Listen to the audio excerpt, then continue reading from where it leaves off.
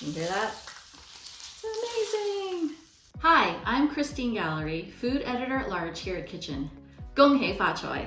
Chinese New Year is one of my favorite holidays in the year because it's all about family and feasting. One of my favorite traditions is putting together the tray of togetherness. My mom actually gave me this beautiful lacquered box a few years ago, and I love putting goodies in it every year. This year, I'm putting in red melon seeds, a mixture of jelly and hard candies, sesame treats, candied ginger, and candied lotus seeds. This candy box is a beautiful centerpiece, and my daughter especially loves it because we let her have a piece of candy out of there every day for the 2 weeks that we're celebrating. Even our little dog gets in on the fun, and we put her in a lion costume just for kicks.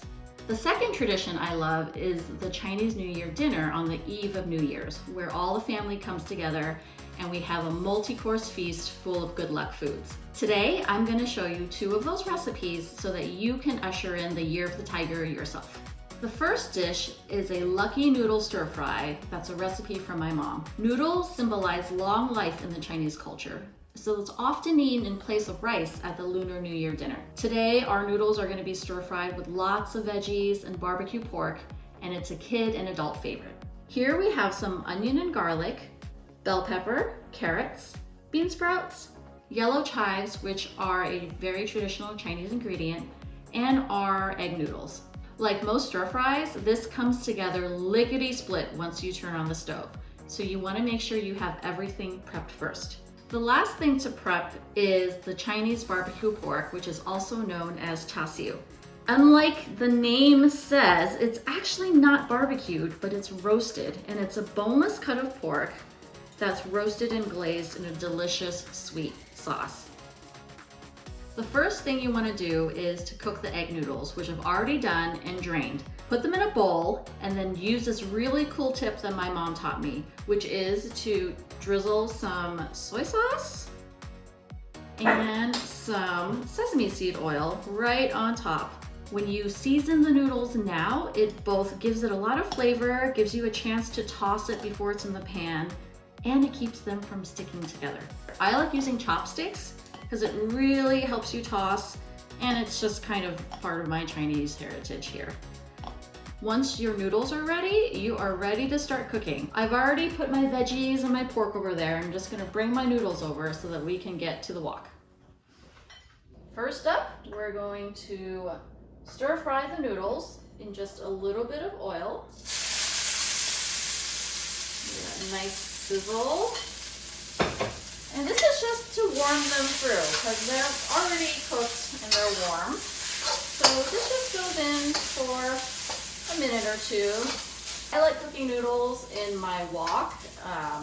This wok is one of my most treasured pieces of kitchen equipment. I've built up a great seasoning on it over the last couple of years. And honestly, some people love their cast iron skillet. If my kitchen caught on fire, this is what I would grab and take with me. And then we're just going to transfer it onto a plate. It's actually a bit of a layered noodle dish that we're making today. And then next, we're going to cook some of the crisper vegetables. Throw those guys right in. Really pretty. Next, we're going to stir fry kind of the softer vegetables. Put those guys in there. Season with salt. Push them to the edge of the pan. Get into a nice tall pile here. And then last comes the pork and the sauce. So we'll start with some minced garlic. Let that cook out just for a couple seconds. Smell amazing. And then our lovely barbecue roast pork. And we're just going to stir fry that. Heat it up a little bit. I have my sauce here, which is a mixture of water, oyster sauce, and cornstarch to help thicken it up. Make sure you give it a good stir just to make sure the cornstarch is really dissolved in there. You don't want to put in any clumpy cornstarch. And it should thicken up and coat everything shiny and gorgeous.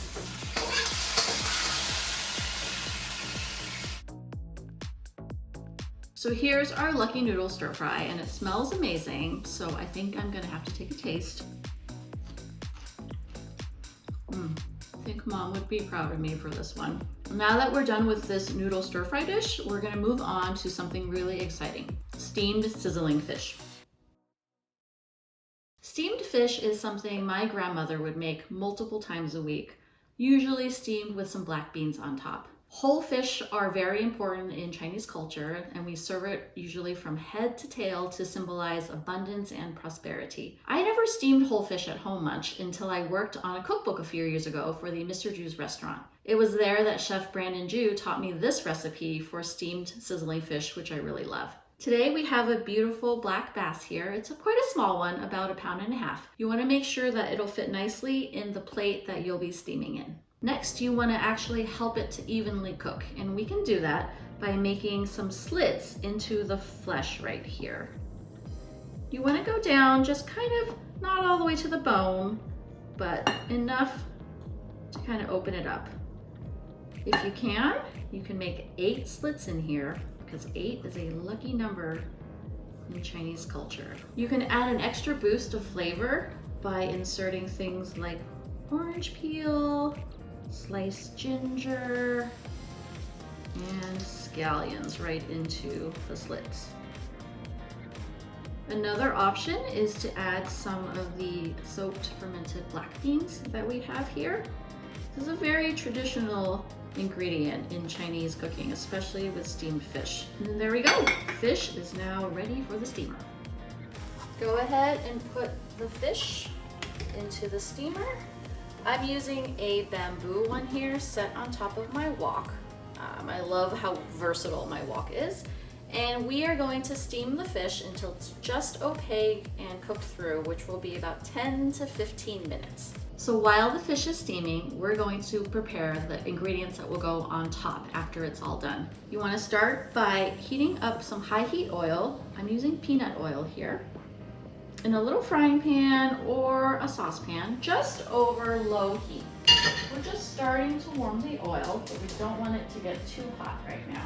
Then you want to cut some scallion whites and some ginger into thin threads. I have some scallion whites already done here.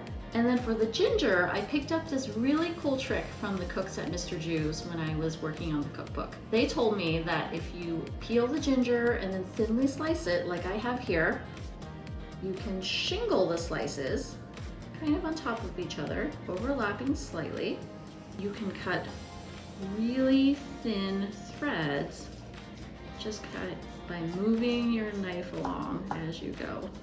The ginger turns into the same kind of threads that we have right there.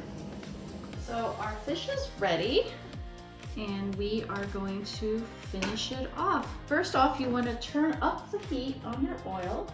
You want to get it close to smoking. And then we're going to drizzle the fish with some soy sauce here. And then top it with all those beautiful threads of ginger. And be careful here. You're going to pour the hot oil. You hear that? It's amazing!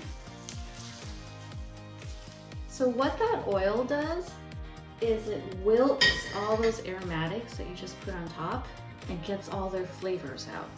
And it mingles here with the soy sauce and this juices from the fish into like this incredible sauce that you can spoon over rice. I can eat that like all day. So there it is. This is our beautiful steamed sizzling fish. So there you have it. We have our Lucky Noodle Stir-Fry, and we have our gorgeous steamed sizzling fish. And I hope you get a chance to make them. These are really special dishes to me, and I hope that you get a chance to make them for your own families for Lunar New Year and the Year of the Tiger. Gong hei fa choi, san nin fai lo. If you like what you just saw, please like and share. And if you want to see more videos like this, subscribe to Kitchn's YouTube channel.